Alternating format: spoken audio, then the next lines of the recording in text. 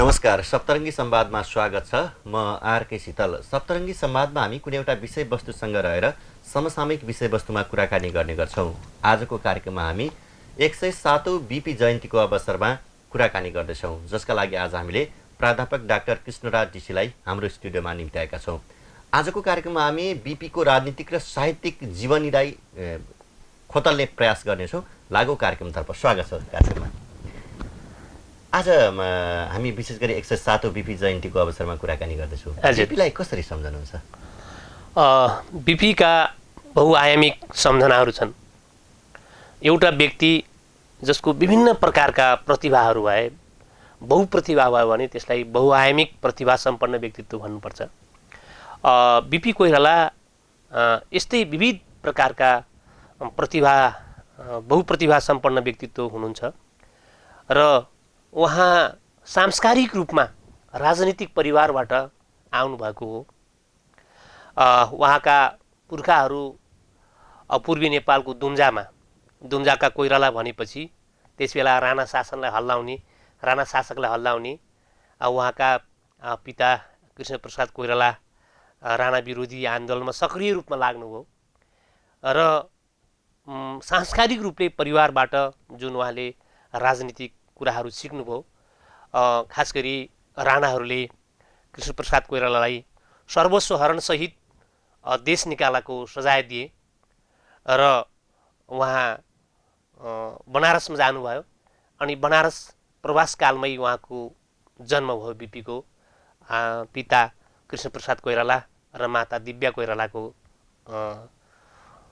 माइलो सन्तानको रूपमा, माइलो सुपुत्रको रूपमा उहाँको जन्म भयो र त्यस हुनाले बीपी कोइरालाले आफ्नो जुन चेतनाले बाल्यावस्थादेखि नै भारतको जुन एउटा अङ्ग्रेजको जो साम्राज्यवादी नीति, साम्राज्यवादी अङ्ग्रेजहरू जो भारतमा प्रवेश गरे, खास गरी उनीहरू बम्बईबाट व्यापारको न्युमा भारतमा प्रवेश गरेका हुन् र पछि उनीहरूले आफ्नो ब्रिटिस उपनिवेश कायम गरे भारतमा र बाल्यावस्थामै बीपी कोइराला भारतमै जन्मिएका हुनाले उहाँका जेठा दाजु, यद्यपि आमाको दृष्टिले बाबुको एउटै र आमा फरक आमाका सन्तान हुनुहुन्छ बीपी र मातृका, दुई दाजुभाइ भारतमा पढ्नुहुन्थ्यो र अङ्ग्रेजहरूलाई धपाउने क्रममा भारत छोडो आन्दोलन अङ्ग्रेजका विरुद्धमा जवाहरलाल नेहरू र महात्मा गान्धीको नेतृत्वमा अहिंसात्मक आन्दोलन, नन भाइलेन्स रेभोल्युसन जो भएको थियो, त्यो आन्दोलनमा बाल्यावस्थादेखि नै यी दुई दाजुभाइ मातृका र बीपीमा प्रभाव पर्यो र एक दिन एउटा कार्यक्रममा सरकारी जुन स्कुलहरू छन् तिनी स्कुलहरूलाई छोड्न पर्छ, प्रत्येक बालबालिकाहरू समेत, नानी बाबुहरू समेत यो भारत छोडो आन्दोलनमा उत्रनुपर्छ भनेर गान्धी र नेहरूले भन्दा ती दुई दाजुभाइ मातृका र बीपीले हामीले आजैदेखि छोड्यौँ भनेर तात्कालिक रूपमा घोषणा गर्नुभएको थियो। अनि बीपीलाई र मातृकालाई काखमा हालेर नेहरू र गान्धीले बडो धाप मार्दै, बाबुहरू तिमीहरूले यति ठुलो निर्णय कसरी लिन सक्यो आफ्ना परिवारमा अभिभावकहरूलाई नसोधेर भनेर गान्धी र नेहरूले भन्दा हामी सांस्कारिक रूपमै राजनीतिक परिवारमा जन्मेका हो। पिता कृष्णप्रसाद कोइराला राजनीति गरेकै कारणले देश निकालाको सजाय पाउनु हो र सर्वस्व हरणसहित, र त्यस कारणले हामीलाई कुनै प्रकारको आपत छैन, हामीले स्वतन्त्र रूपमा हामी भनेको छौँ, हाम्रो भनाइमा अभिभावकहरूको कुनै विमति हुँदैन भनेर उहाँले भन्नुभयो बीपीले। र त्यसपछि उहाँहरू बीपीका प्यारा बन्नुभयो गान्धी र नेहरू। त्यति मात्र होइन, एउटा संयोगको कुरा भनौँ, भारतमा पहिलो जननिर्वाचित प्रधानमन्त्री जवाहरलाल नेहरू र नेपालमा पनि पहिलो निर्वाचित प्रधानमन्त्री विश्वेश्वर प्रसाद कोइराला नै हुनुभएको हो। त्यस कारणले हामी बीपीलाई सम्झाउनुपर्छ। आज आजादीको निमित्त मान्छे जुन हामीलाई जीवन भनेको खानु लाउनु, एक छाक एउटा रोटी घाँस बाँसको निमित्त मात्रै, नाम मात्रै हाम्रो जीवन होइन। फ्रान्सेली दार्शनिक रुसो, जिएन ज्याकुज रुसोले भन्नुभएको छ, man is born free but everywhere he is in chain. मानिस स्वतन्त्र रूपमा जन्मिन्छ तर चारैतिर आफूलाई बन्धनमा परेको आउँछ। बन्धनको मुक्ति र स्वतन्त्रताको वरण को अभियान लिएर फ्रान्सेली राज्य क्रान्तिमा जिएन ज्याकुज रुसो लाग्नुभयो। रुसो र भोल्टियरका विचार पक्षी रुपेलीका घर घरमा त्यहाँका मूल मन्त्रहरू बने र यसरी बेलायती स्वतन्त्रता सङ्ग्राम, फ्रान्सेली राज्य क्रान्ति हुँदै भारतीय स्वतन्त्रता सङ्ग्राम आदि विभिन्न प्रकारका अन्तर्राष्ट्रिय जुन स्वतन्त्रताहरूले बिपीको जीवनमा दूरगामी प्रभाव पार्यो र उहाँले आजीवन जन्मेदेखि मरुन्ज्यालसम्म पनि उहाँले राजनीति गर्नुभयो। आजादीको निमित्त, स्वदेशको निमित्त, राष्ट्रियताको जगेर्नको निमित्त, राष्ट्र जुन सार्वभौमसत्ता राष्ट्रिय अखण्डताको जगेर्नको निमित्त जुन योगदान दिनुभयो, त्यस कारणले हामीले बिपीलाई सबै नेपालीले, सम्पूर्ण 3 करोड नेपालीले सम्झाउनुपर्छ। अब बिपीको कुरा गर्दा तपाईँले भने जस्तो राजनीतितिर पनि साहित्यतिर पनि दुई पाटोमा देखिन्छ। हजुर। अब त्यसरी हेर्दाखेरि पहिले अब हामी उहाँको राजनीतिक जीवनको अलिकति कुरा गरौँ न। राजनीतिक जीवन चाहिँ कस्तो थियो बिपीको? मैले अघि अलिकति सङ्केत गरेँ। वास्तवमा बिपीको राजनीतिक जीवन भनेको यो एउटा सन्तान जुन पीडा आफ्नो अभिभावकले अर्थात् बाबुआमाले भोग्नु परेको छ र यहाँसम्मको पीडा सर्वस्व हरणसहित देश निकालेको पीडा कोले? राणाहरूले। र हामी प्रवासमा किन जन्मियौँ, हामीलाई बनारसमा जन्मनु किन पर्यो, हाम्रो घर धुम्जामा अथवा नेपालमा किन बस्न पाएनौँ र हाम्रो जन्म नेपालमा किन हुन पाएन भनेर स्वाभाविक रूपमा बालकले जिज्ञासा राख्छ। र यो जिज्ञासा पछि उहाँका पिता कृष्णप्रसाद कोइराला, माता दिव्या कोइराला आदिबाट उहाँले सबै कुरा यथार्थ बुझेपछि उहाँलाई अत्यन्तै पीडा भयो होला। किनभने एउटा नागरिक जुन आमाको काखमा जन्मियो त्यो आमाको काखमा हुर्कन नपाउनु भन्दा ठुलो पीडा के हुन्छ? किनभने जननी जन्मभूमिश्च स्वर्गादपि गरिएछि भनेर रामायणमा भगवान रामचन्द्रले लङ्कालाई आफ्नो विजय गरिसकेपछि, आफ्नो हातमा पारिसकेपछि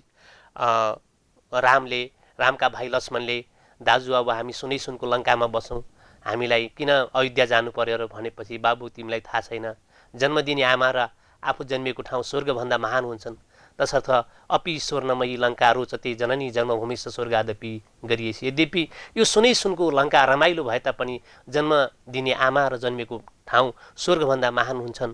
त्यसो हुनाले हामीलाई सहयोग गर्ने, रावणलाई मार्ने क्रममा सहयोग गर्ने रावणका भाइ विभीषण यहाँको राजा हुनुपर्छ, हामी त आफ्नै देशमा जानुपर्छ भनेपछि राम, सीता र लक्ष्मण अयोध्यातिर फर्कनु भएको थियो। र त्यो ज्ञान, त्यो दर्शन, त्यो मातृभक्तिको चेतना निश्चित रूपमा बिपीलाई नभएको होइन।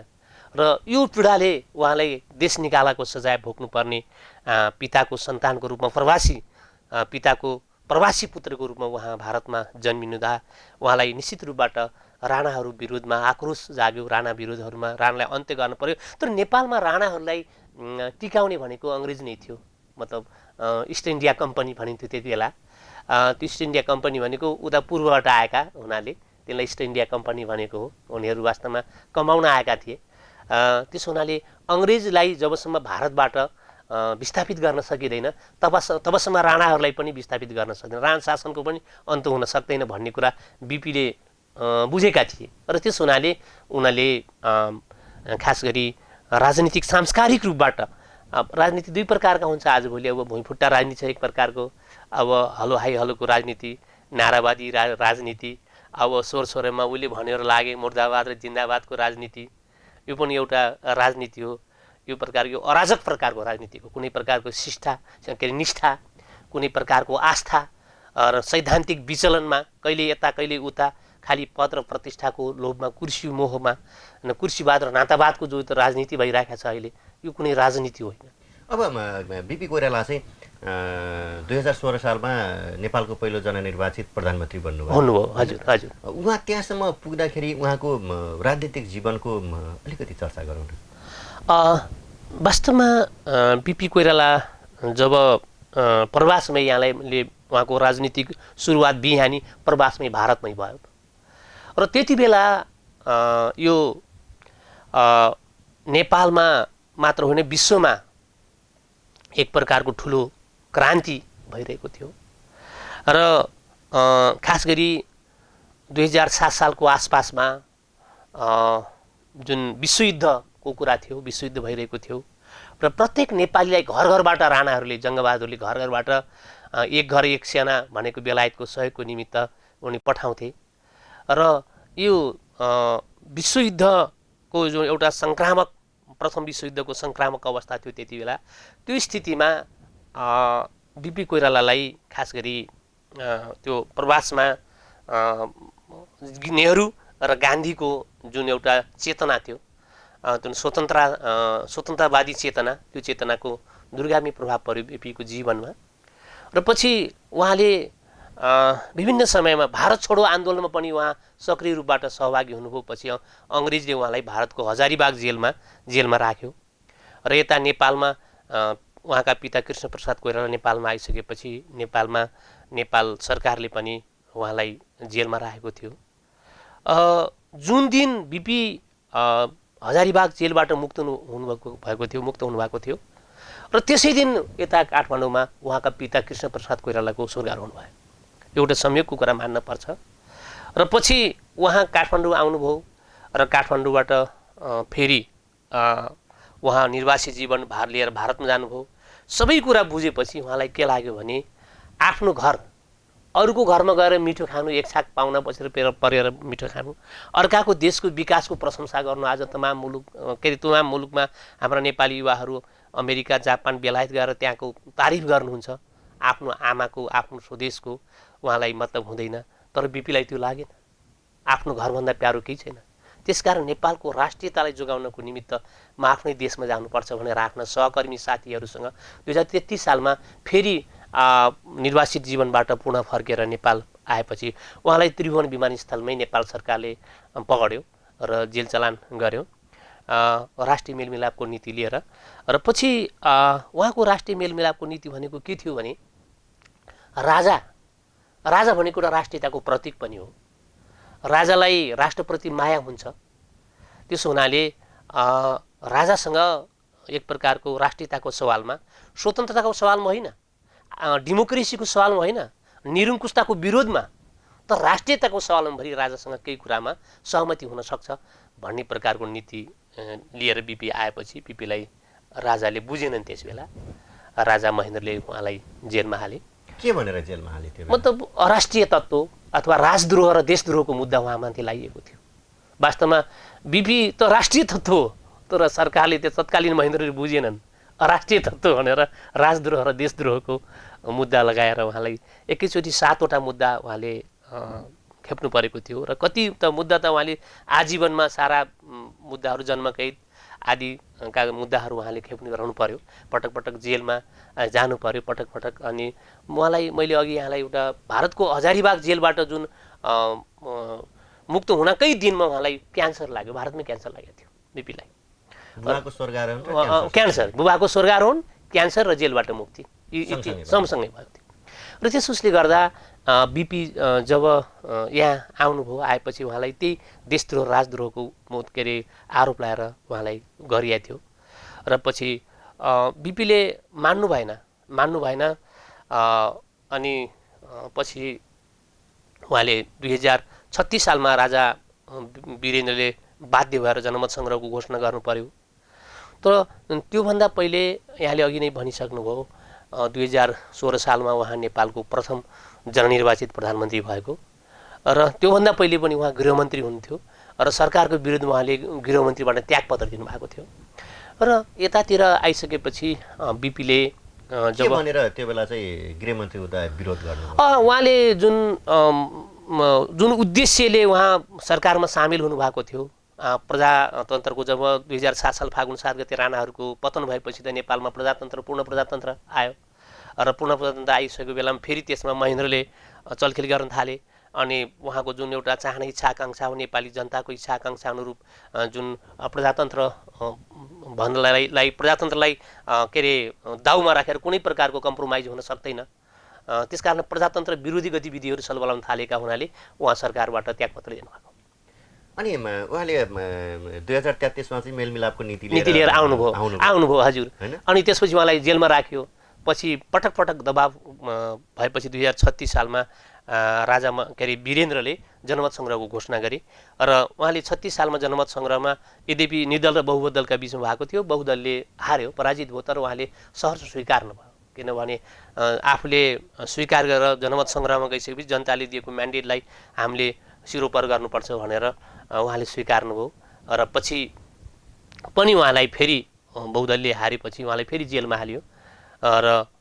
2039 साल साउन 9 गते उहाँको स्वर्गारोहण भयो।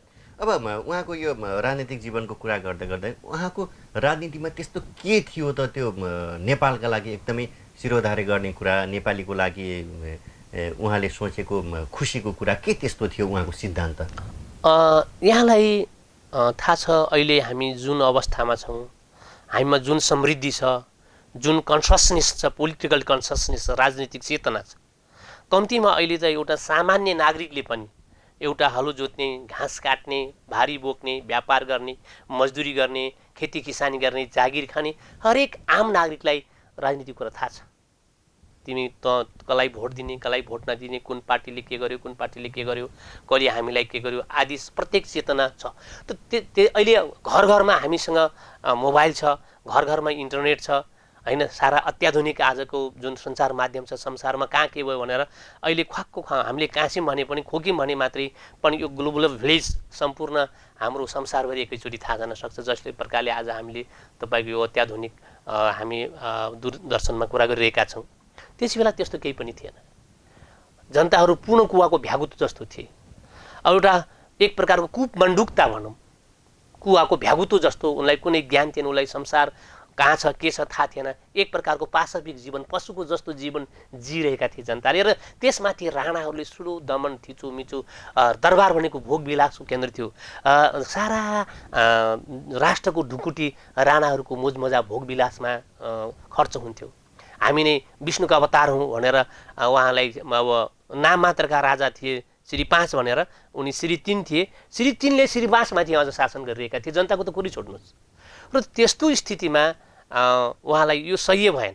त्यस कारणले हामीलाई लिबरेसन चाहिन्छ। विभिन्न मुलुकहरूले जस्तो बङ्गलादेश अनि हाम्रो सार्ककन्ट्रीका दक्षिण पूर्वी एसियाका दक्षिण एसियाली राष्ट्रहरू जो थिए, यिनी दक्षिण एसियाली राष्ट्रहरू बिस्तारै बिस्तारै आजादी हुँदै गएका थिए। अझ व्यापक रूपमा प्रभाव के पर्यो भने सन् 1947 जब भारत स्वतन्त्र भयो, भारत स्वतन्त्र भएपछि त्यसको ठुलो प्रभाव नेपालमा पर्यो, नेपाली राजनीति पर्यो अनि नेपाली जनतामा त्यो मनोबल बढ्यो र त्यसपछि राणा शासकहरू पतन भएर गए।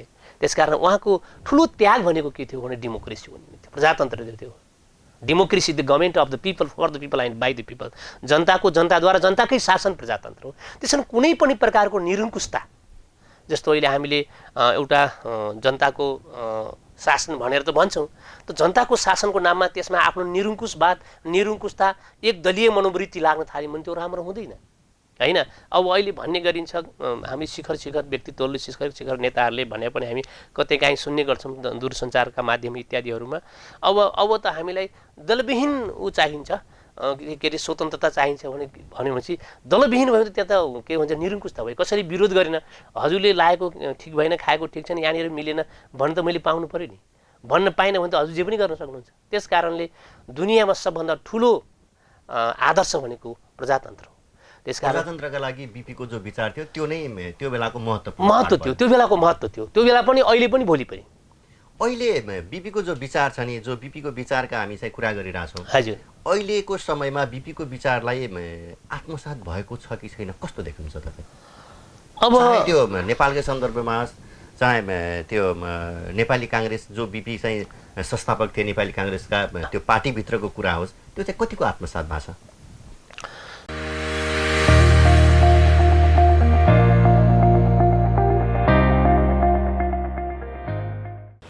नमस्ते, म बद्री पङ्गिनी। अहिले तपाईँहरू हेर्दै हुनुहुन्छ सप्तरङ्गी टेलिभिजन एचडी। यस टेलिभिजनमा तपाईँहरूले सत्य तथ्य समाचार र मनोरञ्जन पाउनुहुनेछ।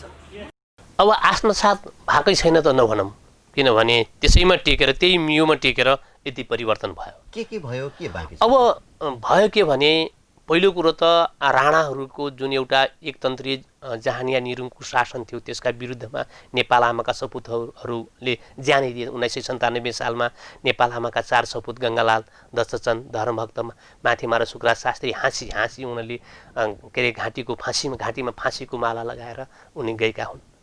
उनलाई कुनै प्रकारको दबावले होइन, यहाँसम्म कि त जाने भएछ होइन भने के गर्छु भन्ने प्रकारको त्यो एउटा दमनकारी के अरे गतिविधिले उनीहरू शहीद भनेका थिएनन्। र त्यसरी देश जनताको आजादीको निमित्त उनले जो प्राणको बलिदान दिएका थिए, राणा शासनको अन्त भएर त्यति ठुलो परिवर्तन गरिसकेको अवस्थालाई फेरि राजा महेन्द्रमा जुन प्रकारको एउटा पञ्चायत व्यवस्था नामाकरण गरेर त्यसमा चाहिँ प्रजातन्त्रको पुच्छर झुन्डाएर जुन 30 वर्ष पञ्चायती शासन गर्यो, पञ्चायती शासनमा तुलनात्मक रूपमा अहिले सबै स्वर्ग भाषा उति बेला गलत थियो भन्ने मेरो विचार पनि होइन।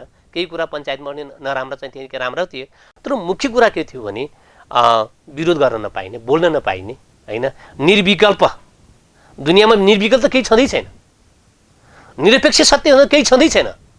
तर राजा महेन्द्रको लागि पञ्चायती व्यवस्था निरपेक्ष थियो, शाश्वत सत्य थियो, निर्विकल्प दलविहीन पञ्चायती प्रजातन्त्र नाम गरेको व्यवस्था जबरजस्ती लादेर अनि ती सपुतहरूलाई अथवा कसैलाई जेलमा हाल्ने, कसैलाई देश निकाला गर्ने, कसैलाई गोली हान्ने जस प्रकारका काम गर्यो भयो, ती काम निकै निन्दनीय कामहरू थिए।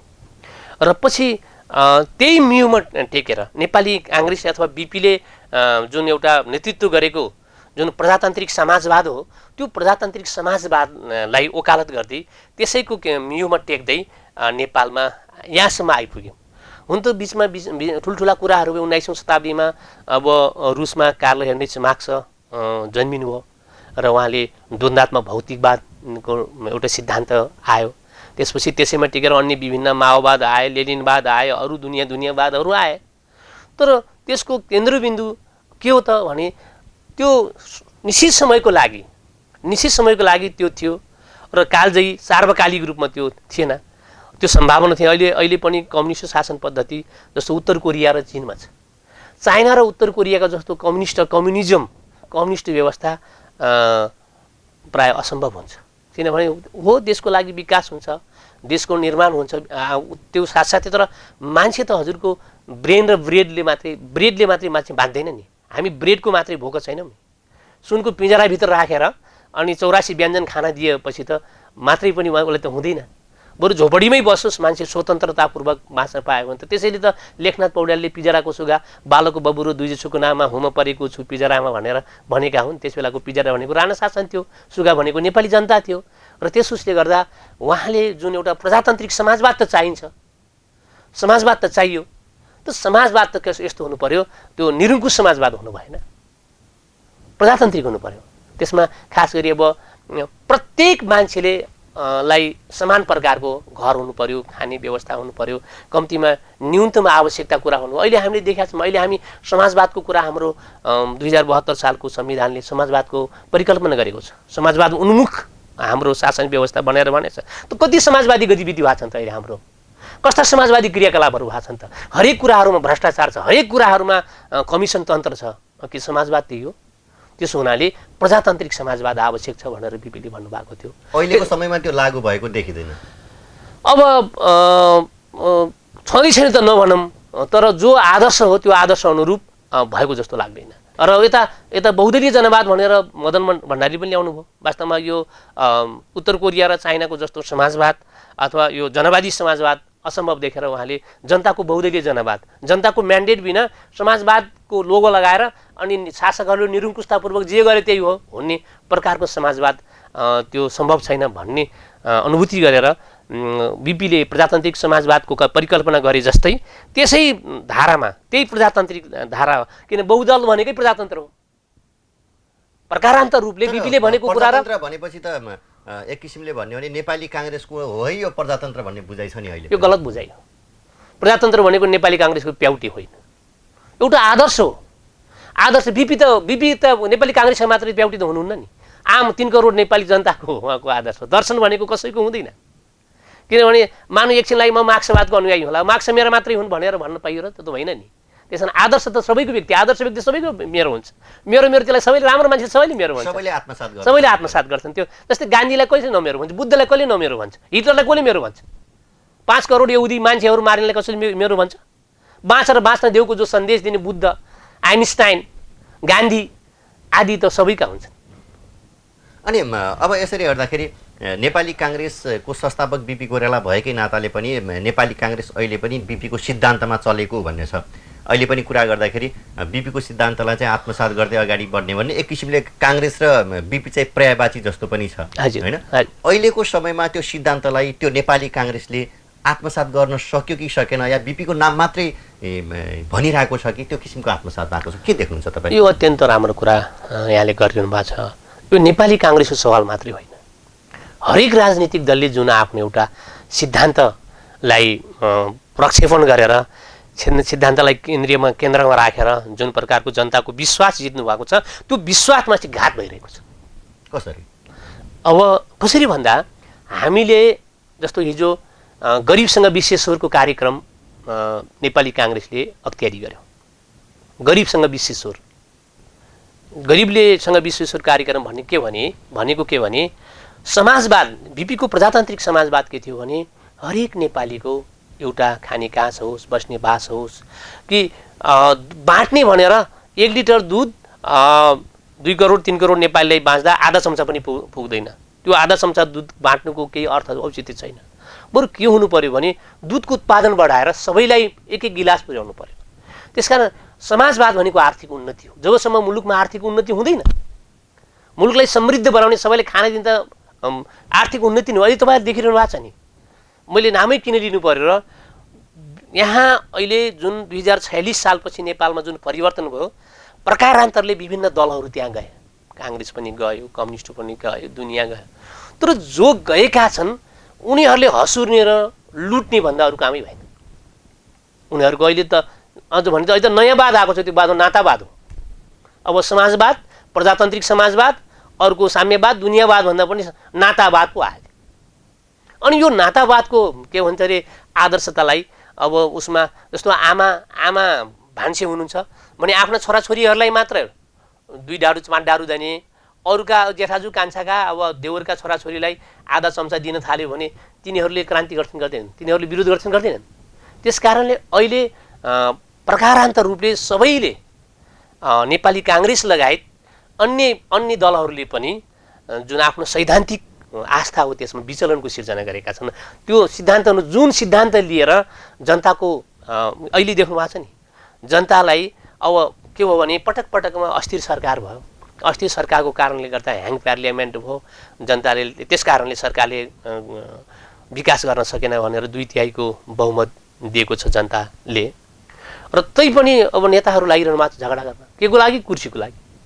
जो भए पनि त्यो त एउटा कुर्सी त प्रतिनिधि पात्र त सबैको हो नि, त्यहाँ मै भए ठिक छ, अरू भए ठिक छैन भन्ने प्रकारको जो चिन्तन भयो, अनि त्यसले जुन पार्टीको जो आदर्शतालाई सैद्धान्तिक विचलन त आयो त। के र त्यस हुनाले यस प्रकारको नेपाली काङ्ग्रेसको कुरा पनि त्यही हो। नेपाली काङ्ग्रेसले पनि अहिले विभिन्न प्रकारका गुट के अरे सिर्जना गरेर, खास गरी जातिवादका नाममा हेर्नुहोस्, अहिले बिपीले नै भन्नुभएको छ, जब मधेसे, पहाडे आदि नाममा अथवा क्षेत्रको नाममा, जातिको नाममा, ब्राह्मण, क्षेत्री होइन, दलित, शूद्र अशुद्ध जनजाति आदिका नाममा राजनीति हुन थाल्यो भने देश समाप्त हुन्छ।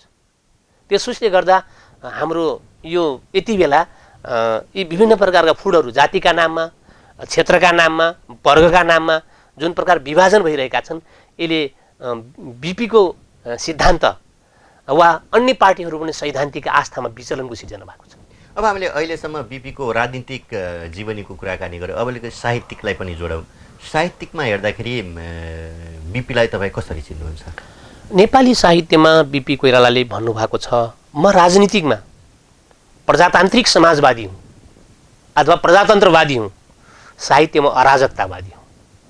अराजकताको अर्थ मान्छेहरू विभिन्न प्रकारको लाउने गर्छन्। अराजकता भनेको नियम कानुनभन्दा फरक हो। साहित्यले नियम कानुन मान्दैन। साहित्यले त जहिले पनि मार्गदर्शन गर्ने काम गर्छ। साहित्यले राजनीति गर्नेहरूलाई पनि बाटो देखाउँछ। ल है, तिमीहरू यो गलत बाटोमा हिँडिरहेका छौ। हिजो पनि राणाहरूलाई का विरोधमा साहित्यले आन्दोलन गर्यो होइन। त्यसका अगुवा लक्ष्मीप्रसाद देवकोटालाई नै राणाले देश निकालेको सजाय गरे होइन, राणा विरोध गरे हुनाले। त्यस कारण थुप्रै पारिजात आदि लगायतका थुप्रै कविहरू, लेखकहरूलाई पनि अब सुब्बा कृष्णलाललाई त जेलमै हालेर मारे होइन। त्यसो हुनाले राजनीति र साहित्य भन्दा साहित्य माथि हो। र बिपी कोइरालाको अथवा विश्वेश्वर प्रसाद कोइराला, साहित्यमा उहाँको नाम विश्वेश्वर प्रसाद कोइराला हो, राजनीतिमा बिपी कोइराला हो। विक्रम सम्वत 1992 सालको शारदा पत्रिकामा बिपीको पहिलो कथा चन्द्रबदन भन्ने कथा प्रकाशन भयो।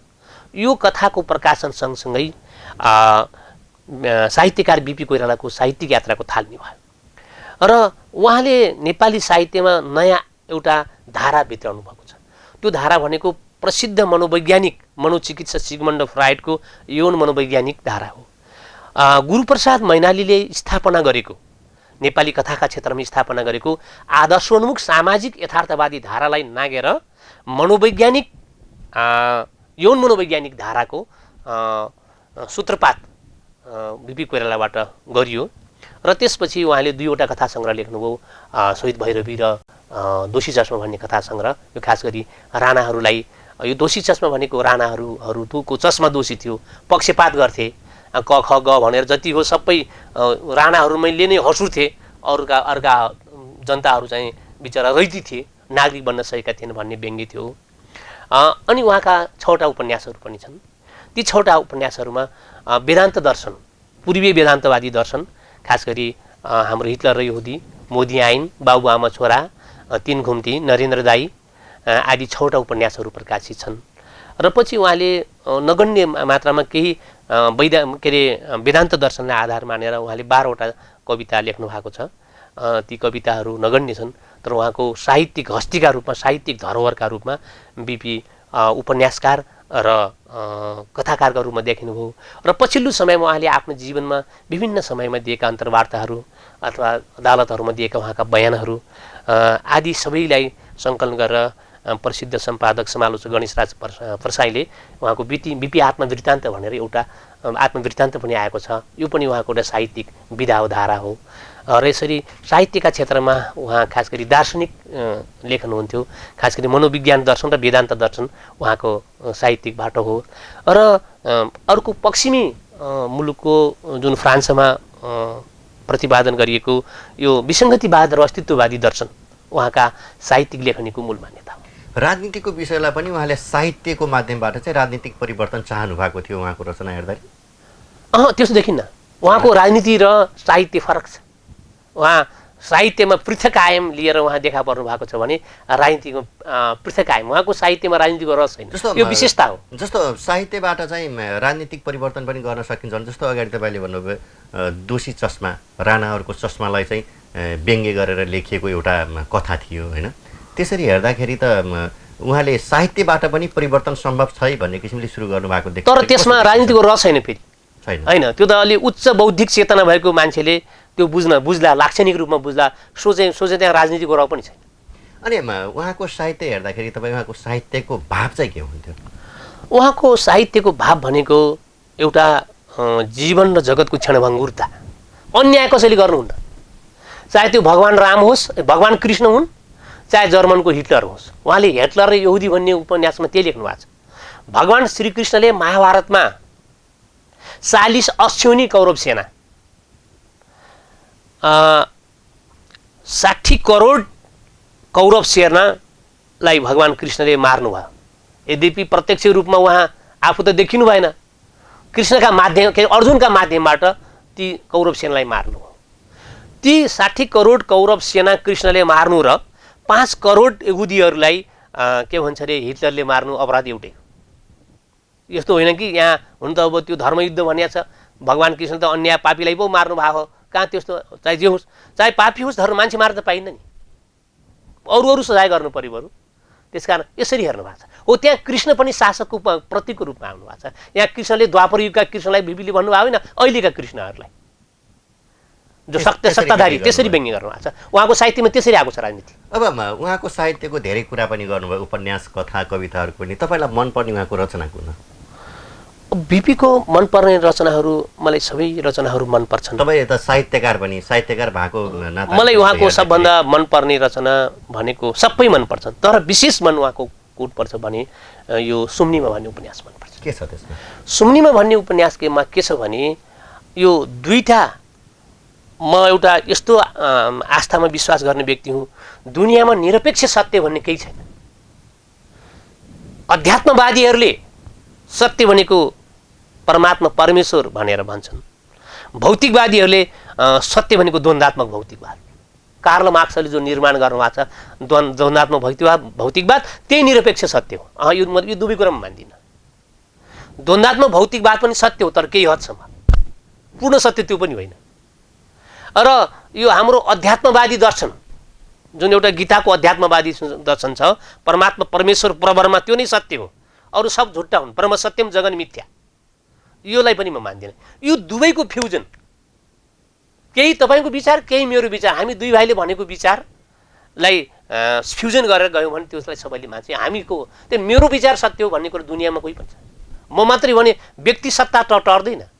त्यस कारणले आइन्स्टाइनले पनि जुन सापेक्षतावादको सिद्धान्त प्रतिपादन गर्नुभयो, एउटा हातले ताली बज्दैन नि, दुईटा हात चाहिन्छ नि। त्यसकारण हरेक सत्य सापेक्ष छ, निरपेक्ष सत्य भन्ने केही छैन। त्यसकारण सुम्निमा उपन्यासले त्यही गरेछ। सुम्निमा उपन्यासको कथावस्तु के छ भने एउटा सोमदत्त भन्ने एउटा पात्र छ, त्यो ब्राह्मण हो, कट्टर ब्राह्मण, ननुहाइकन नखाने, अनि जेठ मासमा मरुभूमिमा गएर सप्त अग्निहरूको घेरामा बसेर तपस्या गर्ने, अनि चिसो लाग्यो भने हिउँदमा पुष माघमा गएर हिमालयमा गएर अनि नाङ्गै शरीर चाहिँ के भन्छ त्यो तपस्या गर्ने। त्यस्तो कठोर यातना दिँदा दिँदा उसको शरीरको जो इम्युनिटी पावर सबै शक्ति समाप्त भयो। अनि किरात बाला सुम्निमा भनेको पार्वती हो किरात भाषामा, सुम्निमासँग बिहे गर्यो। बिहे गर्दा सन्तानै हुन्नन्। के कारणले हुन्नन् त? यत्रो धर्म छ, कर्म छ, अनि त्यो जेठ मासमा गएर गर्मीमा चाहिँ सप्तअग्निको घेराभित्र बस्ने, जाडोमा हिमालयमा गएर तपस्या गर्ने, त्यसो शक्तिशाली मान्छेको त सन्तान हुनुपर्ने हो नि, हुँदैन। अनि बिजुवा नाम गरेको एउटा धामी आउँछ, त्यो बिजुवा नाम गरेको धामीले सबै कुरा बुझ्छ। उसले मन्त्र सन्त्र गर्छ, तन्त्र मन्त्र त गरे जस्तो हो, वास्तविक कुरा उसले बुझेपछि उसले के गर्छ भने त्यो कमजोर भएको त्यो उसलाई सोमदत्तलाई उसले घिउ खुवाउँछ, मह खुवाउँछ। ताकतदार हो नि मह घिउ भन्ने, खुवाएपछि उसको इम्युनिटी बढ्छ। अब सन्चो हुन्छ, मैले औषधि खुवाएको छु भन्छ, उसलाई घिउ मह खाएँ भने थाहा छैन सोमदत्तलाई। अनि सुम्निमा र त्यो सोमदत्तलाई अनि रति क्रीडा गर्न पठाउँछ नदीमा, के अरे तलाउमा। उनीहरू त्यहाँ रति क्रीडा गर्छन्, अनि यौन सम्पर्क हुन्छ, अनि त्यसपछि बच्चा जन्मिन्छ। त्यहाँ के भयो त? बिजुवा भनेको अथवा त्यो सुम्निमा भनेको भौतिकवादकी प्रतिनिधि भइन्, अनि सोमदत्त भनेको अध्यात्मवादको प्रतीक भयो। अनि दुइटै मिलेपछि के भयो त? सिर्जना भयो, सन्तान जन्मियो। हो, दुनियाँमा अहिले पनि त्यही भौतिकवादी मात्रै र अध्यात्मवादी मात्रै के हुन्छ? भौतिकवाद र के अरे अध्यात्मवाद यी दुइटैको सम्मिश्रण भयो भने अनि हाम्रो संसार अगाडि चल्छ। त्यसकारण पाप र धर्म भनेको पनि त्यही हो। यो कुरा उहाँको बिपीको सुम्निमा उपन्यासमा छ। त्यस कारणले सबै कृतिहरू मनपर्छन्, विशेष मलाई यो मनपर्छ, किनभने निरपेक्ष सत्य यही हो भन्ने कुरा मलाई मन पर्दैन, सापेक्ष सत्य छ। तपाईँले अगाडि पनि भन्नुभयो, जस्तो साहित्यिक पाठबाट हेर्दा, राजनीतिक पाठबाट हेर्दाखेरि बिपी चाहिँ त्यो लगायत अन्य किसिमले चाहिँ बहुआयामिक व्यक्ति हुन् भनेर भनिरहनु भएको छ। यसै कारणले बहुआयामिक भन्यो कि अरू केही विशेषता थियो बिपीमा? बिपीमा हेर्नुहोस्, किनभने मान्छे सधैँभरि म त ड्राइभर मात्रै हुँ, म त शिक्षक मात्रै हुँ, म त नेता मात्रै हुँ भन्यो भने त्यो एकाङ्गी हुन्छ, त्यसले के काम गर्छ? किनभने एक पाटो एक मुखे बन्दुकको एक मुख हुन्छ नि, त्यसरी काम गर्न सक्दैन। बहुआयामिक व्यक्तित्व हुनु पर्यो। तपाईँले थाहा वीणाको झङ्कार, सारङ्गीको झङ्कार, मादलको झङ्कार, बाँसुरीको संसार थर्काउने हुन्छ, सबैको लागि मिठो लाग्छ। त्यसैले बिपीले हेर्नुहोस्, उहाँ एकपटक दार्जिलिङमा गएर वकिल पनि हुनुभयो, दार्जिलिङमा गएर ट्युसन पनि पढाउनु भयो, जागिर पनि खाने क्रममा आजन्ममा राजनीति गर्नुभयो, साहित्य पनि लेख्नुभयो, समाजसेवा पनि गर्नुभयो, र मुलुकलाई, राष्ट्रलाई र सिङ्गो उहाँलाई महामानव भन्नुको कारण के छ भने मानव सिङ्गो विश्व मानव अटाउने एउटा आस्था भनेको दुइटै भनौँ। एक प्रकारले होइन, बिपीलाई के भन्छ अरे काङ्ग्रेस भनेको बिपी त कम्युनिस्ट हुन् भन्नेहरूले पनि उहाँलाई भन्नुहुन्छ। हो, कम्युनिस्टका विचारधारासँग पनि उहाँको समाजवाद त मिल्छ नि, राम्रो त सबैको लागि लाग्छ नि। हो, त्यसकारण बिपीलाई कम्युनिस्टले पनि राम्रै भन्नुहुन्छ। अहिले पनि बिपीको विरोध गरेर कसैले देखिन्न नि। कम्युनिस्टका खुङ्खार नेताहरूले पनि बिपी बदमास इत्यादि कसैले भनेको त पाइन्न नि। र त्यस हुनाले बिपी यसरी सबैका निमित्त सुपाच्य व्यक्तित्व भएको हुनाले बिपीलाई हामीले बहुआयामिक व्यक्तित्व भन्नुपर्छ। तपाईँ साहित्यकार पनि, बिपी सम्बन्धी रचना पनि गर्नुभएको छ होला, त्यस्तो कुनै रचना छ? मैले बिपीका बारेमा केही दर्शन इत्यादिहरू त लेखेको छु, रचना पनि, कविता पनि लेखेका छन्, ठ्याक्कै मैले आएन। तर म एउटा कविता जो बिपीको मान्यता भनेको राष्ट्रवाद थियो, त्यो राष्ट्रवादी मान्यतालाई बोकेको एउटा कुनै बिपीकै होइन अरू कसैको भनिदिन सक्छु। बिपीकै कविता मलाई आएन, हजुर आएन, सम्झन आएन। बिपीसँग मिल्ने कुनै कविता छ? बिपीसँग मिल्ने कविता छ। बिपीको खास उहाँको केन्द्रबिन्दु भनेको राष्ट्रवाद हो। राष्ट्र रहेन हामी रहन्छौँ, यही भावभूमि बोकेको म एउटा कविता यहाँलाई सुनाइदिन्छु। यो राष्ट्रकवि माधव घिमिरेको कविता। नेपाली हामी रहौँला कहाँ, नेपालै नरहे, नेपालै नरहे, उचाइ हाम्रो चुलिन्छ कहाँ, हिमालय नरहे, हिमालय नरहे, तराई हाम्रो सुनको टुक्रा, हिमालय हिराको, माटो र पानी पहिलो धन धरतीका छोराको, ये कहाँबाट हेरौँला संसार, सन्झ्यालै नरहे, सन्झ्यालै नरहे, ए कति राम्रो बेहानी हाम्रो घामैको रेखी हो, संसारमै पहिलो सभ्यता हाम्रो हिमालय देखि हो, आकाश छुने टाकुरा हाम्रो टेकेर टेकिन्न, पौरखी हाम्रा पुर्खाको पाइला मेटेर मेटिन्न, बैंसको तालमा नाचौँला कहाँ, मादलै नरहे, मादलै नरहे, बिम्झौँला कहाँ पूर्वको पहिलो उज्यालै नरहे, नेपाली हामी रहौँला कहाँ, नेपालै नरहे, उचाइ हाम्रो चुलिन्छ कहाँ, हिमालय नरहे। बिबीको पनि मुख्य आदर्श यही नै थियो, राष्ट्रियतालाई उहाँले मियोमा राख्नु भएको थियो, केन्द्रबिन्दुमा राख्नु भएको थियो। हामी अब कार्यक्रमको अन्त्यमा पनि छौँ, अन्त्यमा बिपीसँग सम्बन्धित कुनै विषय छ? बिपीसँग सम्बन्धित मैले अब भन्नै पर्ने कुरा के छ भने, हामी मान्छे हौँ, हामी मानव हौँ, हामी सार्वभौम हौँ, एकै देशका सन्तान हामी, को टाढाको को नजिकको, रगत सबैको रातो भए कुन धनी कुन गरिबको भनेर कवि मबिबी शाहले भनेका छन्। राम्रो कुरो त सबैको विचार मान्न पर्यो नि। त्यस हुनाले आज हाम्रो सनातन धर्म संस्कृति परम्परा नीतिशास्त्रले भनेको सर्वे भवन्तु सुखेना सर्वे सन्तु निरामया सर्वे भद्राणि पश्यन्तु मा कश्चित् दुःख भाग भवेत् भनेर सबै सुखी हौँ, सबै भलाज्ञ हौँ, सबै निरोगी हौँ, सबैलाई शान्त होस् भनेर हाम्रो आदर्शले, हाम्रो वैदिक वाङ्मयले, हाम्रो सनातन हिन्दू परम्पराले भनेको छ।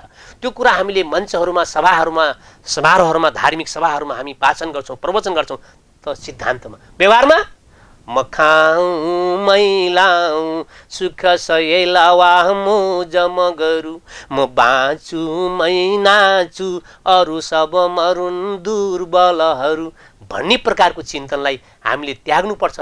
त्यसैले हिमाली, पहाडी, मधिसे, कामी, दमाई, बादी, क्षेत्री, ब्राह्मण, क्षेत्री, वैश्य, शूद्रको विभेद हुनुहुन्न भन्ने जुन विपीले आदर्श जो उहाँले के अरे निर्माण गर्नुभएको छ, त्यो आदर्शलाई यदि साँच्चै बिपीका अनुयायीहरू हो भने प्रत्येक बिपीका अनुयायीहरूले यो बिपीको आदर्शलाई व्यवहारमा ढाल्नु पर्यो।